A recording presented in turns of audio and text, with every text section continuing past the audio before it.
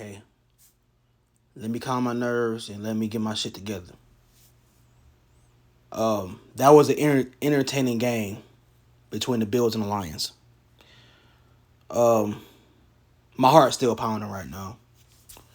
Um, the Lions, being heavily underdogs, 9.5 point underdogs to be exact. Um, Came into today's game on a 3-game winning streak. And we knew it was going to be a tall task trying to beat this team, especially considering the fact that with all the injuries we had, mainly in our starting offensive line, missing our top cornerback, Jeff Okudah. It was going to be a tough task, but Bills had some injuries as well, so I'm not going to give that excuse. The simple matter of the fact of this game, it just comes down to end of game play calling. And what has been Dan Campbell's biggest weakness when it comes to being an effective coach in this NFL league, his decision making. Absolutely terrible down the stretch. You have 3 timeouts and you're pretty much within field goal range. And all you can do is just sit on those timeouts and just let the fucking clock wind down. To eventually you get to a point to where you're 3rd-and-1.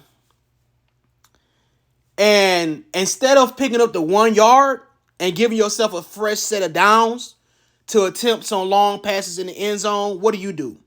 You do like you did in the Miami game, and you throw down the field. What is it about Dan Campbell and him not being able to learn from his previous mistakes? This has been my criticism of Dan Campbell. He cannot get out of his way. Now, the past 3 games, what did Dan Campbell do? He didn't get in the way. He took the points when he needed to. He kicked the ball when he needed to.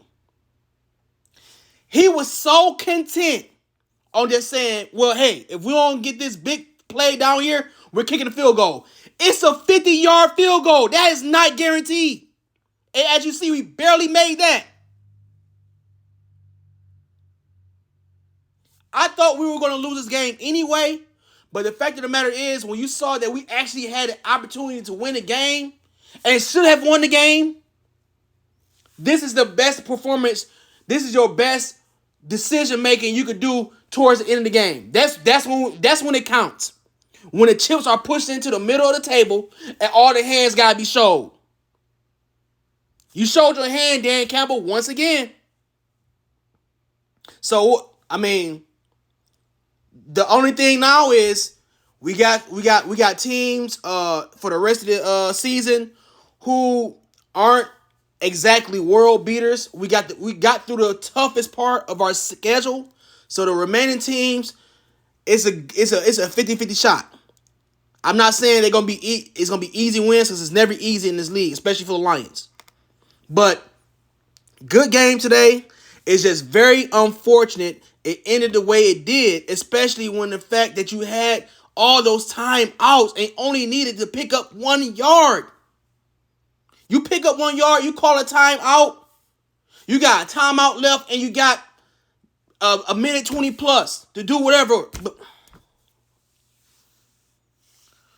Oh my God, man. I don't know what to say, man. I don't know what to say. So I hope the Lions can go on another streak, because we're gonna need it. And yeah, man. Shout out to the boys who made big plays today. Houston, man. Guy came out of nowhere. He was a practice team guy. Got signed up and brought up to the active roster today, and he made 2 sacks.